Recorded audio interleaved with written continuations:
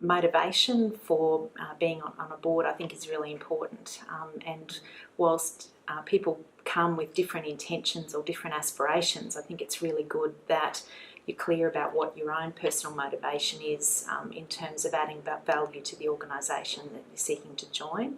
but also thinking about the way in which your experience on a board can actually add value to your ongoing executive or professional role.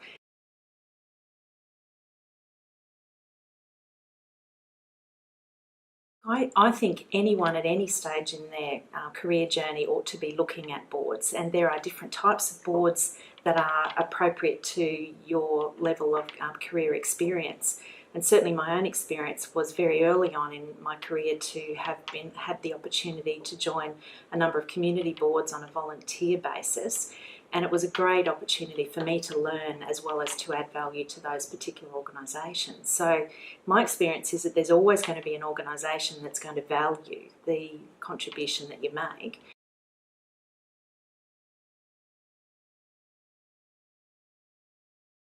I think the starting point is to find something that you're really passionate about, because ultimately that drives you to experience more, to learn more,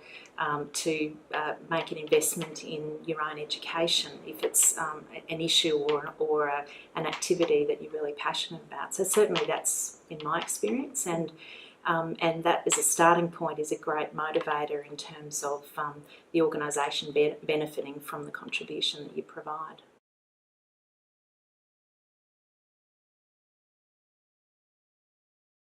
Start with where your interests are, and look at who in your network might already be sitting on boards or being in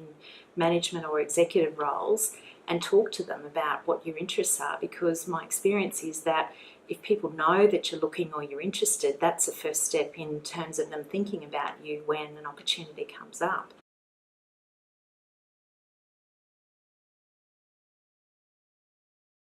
But there's still a lot of personal experience and personal referral that I think is really important, that you spend time developing those networks that can provide for that. But there's also increasingly more formal ways, and certainly using recruitment companies who have taken on that additional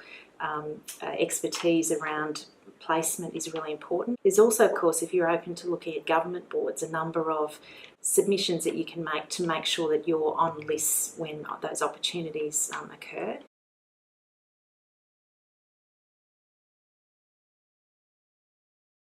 It's recognising what skills that you do have, and often that they're more than what you might initially identify. But then secondly, thinking about how you slightly reshape the way in which you offer those skills in a board context, which is different than what you would do in your executive role.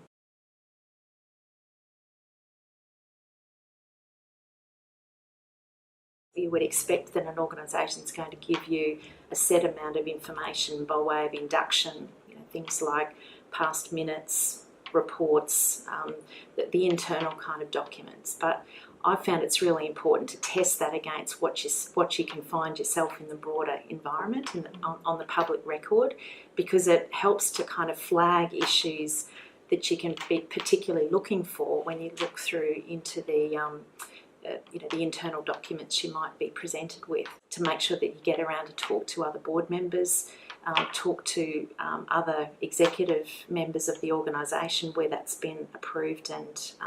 in an appropriate way, because again you get reflections around what's important, what's not, where the challenges are, that sometimes takes time to pick up otherwise if you just try to pick that up from reading material.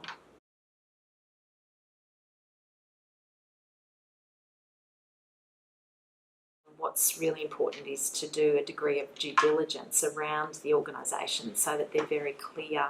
around the nature of the organisation and the identification of any particular risks that they might be taking on board. Now, I think that doesn't mean that if you find that an organisation's in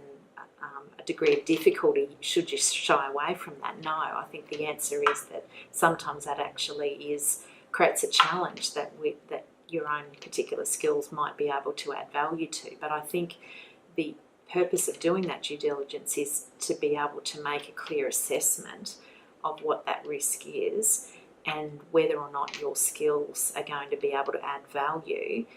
and not only reflecting on your own, but add value to those skills that are already there around the board. One of the issues that you might consider in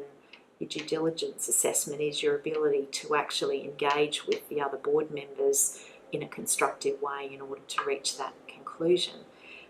And it might be that that's more of a deterrent than the actual challenge of the organisation itself.